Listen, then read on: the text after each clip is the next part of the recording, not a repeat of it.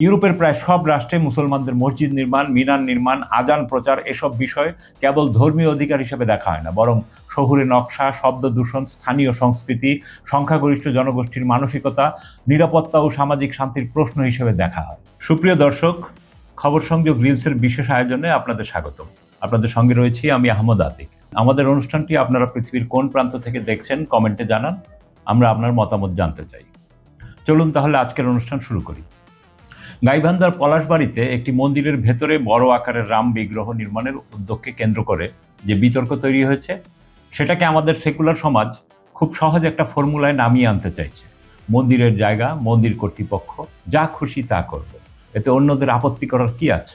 এই যুক্তির মধ্যে প্রথম দৃষ্টিতে একটা লিবারেল আকর্ষণ আছে। ব্যক্তি বা সম্প্রদায়ের নিজস্ব ধর্মচর্চার অধিকার অবশ্যই থাকা উচিত।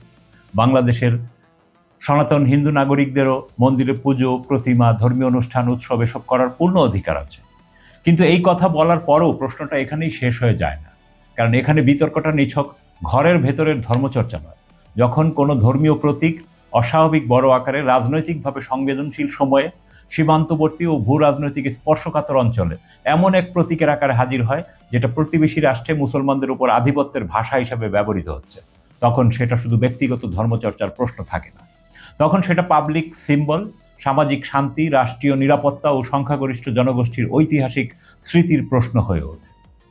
প্রথম কথা হলো, আমাদের সেকুলার বুদ্ধিজীবীরা যে লিবারাল নীতির কথা বলছেন, নিজের ধর্মীয় জায়গায় যা খুশি করা যাবে, এই নীতিটা তাদের আদর্শ ইউরোপ আমেরিকাতেও কি মানা হয়? ইউরোপের প্রায় সব রাষ্ট্রে মুসলমানদের মসজিদ নির্মাণ, মিনার নির্মাণ, আজান প্রচার এসব বিষয় কেবল ধর্মীয় অধিকার হিসেবে দেখা হয় না, বরং শহুরে নকশা, শব্দ দূষণ, স্থানীয় সংস্কৃতি, সংখ্যাগরিষ্ঠ জনগোষ্ঠীর মানসিকতা, নিরাপত্তা ও সামাজিক শান্তির প্রশ্ন হিসেবে দেখা হয়। এজন্য ইউরোপ আমেরিকার বেশিরভাগ দেশের প্রত্যক্ষ বা পরোক্ষভাবে বড় মিনার নির্মাণ করা নিষিদ্ধ। আপনারা নিশ্চয়ই জেনে থাকবেন, নিউ ইয়র্ক শহরে প্রায় 17 লাখ শুধু বাংলাদেশি জনগোষ্ঠী থাকে, এর মধ্যে অধিকাংশই মুসলমান, এবং পৃথিবীর অন্য অনেক দেশি মুসলমান কিন্তু নিউ ইয়র্কে থাকে। কিন্তু এই নিউ ইয়র্ক শহরে কিন্তু একটা বা দুইটা মসজিদ ছাড়া পুরো নিউ ইয়র্কে শত শত মসজিদ আছে, কিন্তু সেখানে প্রকাশ্যে কখনোই মাইকে আজান দেওয়া যায় না। শুধু মানুষ ঘড়ির টাইম মিলিয়ে মসজিদে চলে যায়। তো আচ্ছা, প্রায় এইসব ইউরোপ আমেরিকার কোনো দেশেই কিন্তু প্রকাশ্যে আজান দেওয়া যায় না। খুব সামান্য দুই এক জায়গায় দেয়া গেলেও আজানের সময়সীমা, শব্দের মাত্রা, অনুমতি, স্থানীয় আপত্তি এসবের অধীনেই করা হয়।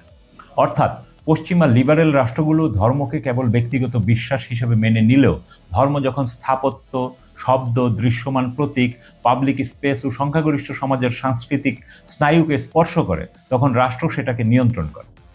এবার এশিয়ার সবচেয়ে উন্নত দেশ জাপানের দিকে দেখুন। টোকিও জামি মসজিদ ইনস্টিটিউটের পরিচালনা পর্ষদের সদস্য এবং বিশিষ্ট জাপানি মুসলিম ব্যক্তিত্ব আহমেদ নাওকি মায়েনো মনে করেন, জাপানি সংস্কৃতিতে ধর্ম একটি ব্যক্তিগত বিষয়।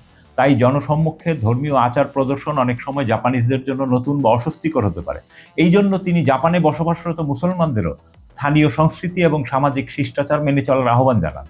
তাই বাংলাদেশে মুসলিম সংখ্যাগরিষ্ঠ সমাজের ধর্মীয় সাংস্কৃতিক অনুভূতি, স্থানীয় উত্তেজনা, আইন শৃঙ্খলা ও সামাজিক শান্তির প্রশ্ন সামনে এলে সেটাকে মৌলবাদ বলে উড়িয়ে দেওয়া আসলে বুদ্ধিবৃত্তিক অসততা। দ্বিতীয়ত, এই বিতর্কে রাম নামটি নিরীহ ধর্মীয় প্রতীক হিসেবে হাজির হচ্ছে না। বাংলাদেশের হিন্দু সমাজের কাছে রাম ধর্মীয় চরিত্র হতে পারেন, এটা তাদের বিশ্বাসের বিষয়। কিন্তু দক্ষিণ এশিয়ার বর্তমান রাজনৈতিক বাস্তবতায় রামের নাম ও রাম মন্দিরের রাজনীতি কেবল ধর্মীয় বিশ্বাসের মধ্যে সীমাবদ্ধ নেই। ভারতে বাবরি মসজিদ ভেঙে রাম মন্দির নির্মাণ করা হয়েছে। জয় শ্রীরাম স্লোগান বহু জায়গায় মুসলমানদেরকে ভয় দেখানো, হত্যা করা, অপমান করা এবং রাজনৈতিক আধিপত্য দেখানোর ভাষা হিসেবে ব্যবহৃত হয়েছে। হিন্দুত্ববাদী রাজনীতিতে রামকে এমন এক রাষ্ট্রীয় সাংস্কৃতিক আইকনে রূপান্তর করা হয়েছে যার মাধ্যমে ভারতকে এক ধরনের হিন্দুত্ববাদী রাষ্ট্রে পরিণত করার চেষ্টা চলছে। এই প্রেক্ষাপট বাদ দিয়ে বাংলাদেশের কোনো মুসলিম প্রধান অঞ্চলে বড় আকারে রাম মূর্তি নির্মাণকে বিচার করা যাবে না। প্রশ্নটা এই নয় যে হিন্দুরা রামকে মানতে পারবে না, অবশ্যই পারবে।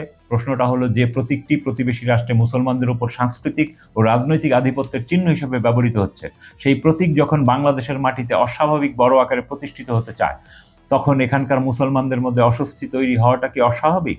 আমার মনে হয় একেবারেই অস্বাভাবিক নয়। তৃতীয়ত, বাংলাদেশ এখন খুব নরম ও ঝুঁকিপূর্ণ ভূ রাজনৈতিক অবস্থায় আছে। ভারতের সঙ্গে বাংলাদেশের সম্পর্ক শুধু বন্ধুত্বের ভাষায় বোঝা যায় না, এর মধ্যে সীমান্ত হত্যা, পানি, বাণিজ্য, রাজনৈতিক প্রভাব, নিরাপত্তা, উত্তরাঞ্চল, শিলিগুড়ি করিডোর বা চিকেন নেক, এসব জটিল প্রশ্ন আছে। রংপুর বিভাগ ও উত্তরবঙ্গ ভারতের নিরাপত্তা আলোচনায় বারবার সংবেদনশীল ভূখণ্ড হিসেবে হাজির হয়। এই বাস্তবতায় বাংলাদেশকে সরল আবেগী লিবারালিজম দিয়ে চালানো যাবে না। আমাদের এটা মাথায় রাখতে হবে যে রাষ্ট্রনীতি কেবল আইনি অধিকার দেখে চলে না। রাষ্ট্রকে প্রতীক, ভূরাজনীতি, সীমান্ত ও প্রতিবেশী শক্তির রাজনৈতিক প্রকল্প সব কিছু বিবেচনা করতে হবে। বাংলাদেশের মাটিতে এমন কোনো প্রতীক বড় আকারে প্রতিষ্ঠিত হলে যা ভারতের হিন্দুত্ববাদী রাষ্ট্র প্রকল্পের সঙ্গে সাংস্কৃতিকভাবে মিলে যায়, তখন বাংলাদেশের মানুষ প্রশ্ন তুলতেই পারে। চতুর্থত, সেকুলারিদের সবচেয়ে বড় সমস্যা হলো তারা বাংলাদেশি মুসলমানদের ধর্মীয় অনুভূতিকে সবসময় সন্দেহের চোখে দেখে, কিন্তু ইউরোপীয় রাষ্ট্রের সংখ্যাগরিষ্ঠ খ্রিস্টীয় সাংস্কৃতিক উদ্বেগকে সভ্য রাষ্ট্রীয় নীতি হিসাবে দেখে। ইউরোপে মসজিদের মিনার নিয়ে আপত্তি উঠলে সেটা নাকি সামাজিক সমঝোতা, শহুরে পরিকল্পনা, সাংস্কৃতিক সামঞ্জস্য। কিন্তু বাংলাদেশের মুসলমানরা কোনো বিশাল ধর্মীয় প্রতীক নিয়ে আপত্তি তুললে সেটা সঙ্গে সঙ্গে মৌলবাদ। এই দ্বিচারিতা বন্ধ হওয়া দরকার। বাংলাদেশের মুসলমানরা কোনো ভাসমান জনগোষ্ঠী নয়, তারা এই রাষ্ট্রের সংখ্যাগরিষ্ঠ নাগরিক। তাদের ধর্মীয় অনুভূতি, ঐতিহাসিক স্মৃতি, নিরাপত্তা বোধ, প্রতিবেশী রাষ্ট্রের মুসলিম বিরোধী রাজনীতির অভিজ্ঞতা, এসব রাষ্ট্রীয় আলোচনায় জায়গা পাবে। সংখ্যাগরিষ্ঠের অনুভূতি মানে সংখ্যালঘুর অধিকার অস্বীকার নয়, কিন্তু সংখ্যালঘুর ধর্মচর্চার অধিকার মানেও এই নয় যে সংখ্যাগরিষ্ঠ জনগোষ্ঠীরও গভীর নিরাপত্তা উদ্বেগকে অশিক্ষা বা মৌলবাদ বলে বাতিল করা যাবে। সুতরাং পলাশবাড়ী ঘটনাকে শুধু মন্দিরের জমিতে মন্দির যা খুশি করবে এই সরল লিবারাল বাক্যে বন্দী করা যাবে না। রাষ্ট্র কোনো বিমূর্ত নীতির পরীক্ষাগার নয়। রাষ্ট্র বাস্তব মানুষের মধ্যে থাকে। স্মৃতি, ভয়, ইতিহাস, প্রতিবেশী রাজনীতি, সংখ্যাগরিষ্ঠ সংখ্যালঘু সম্পর্ক ও সার্বভৌমত্বের টানাপোড়েনের মধ্যে থাকে। বাংলাদেশের হিন্দুরা নিরাপদে থাকবে, এটা রাষ্ট্রের দায়িত্ব। কিন্তু বাংলাদেশে ভারতের হিন্দুত্ববাদী রাজনৈতিক প্রতীকের ছায়া বড় আকারে দাঁড়াবে কিনা এ প্রশ্ন তোলাও বাংলাদেশের মুসলমানদের অধিকার। এই অধিকারকে মৌলবাদ বলে বাতিল করা যাবে না, বরং এটাকে বাংলাদেশের রাষ্ট্রীয় আত্মরক্ষা, সামাজিক বাস্তবতা ও সংখ্যাগরিষ্ঠ জনগোষ্ঠীর ন্যায্য রাজনৈতিক উদ্বেগ হিসাবে বুঝতে হবে। আপনার মতামত কি? কমেন্টে জানান। ভিডিওটি লাইক করুন, শেয়ার করুন এবং চ্যানেলটি সাবস্ক্রাইব করে বেল আইকনে ক্লিক করুন যেন পরবর্তী খবর মিস না হয়। দেখা হবে পরের অনুষ্ঠানে। ততক্ষণ সুস্থ থাকুন, ভালো থাকুন। খোদা হাফেজ।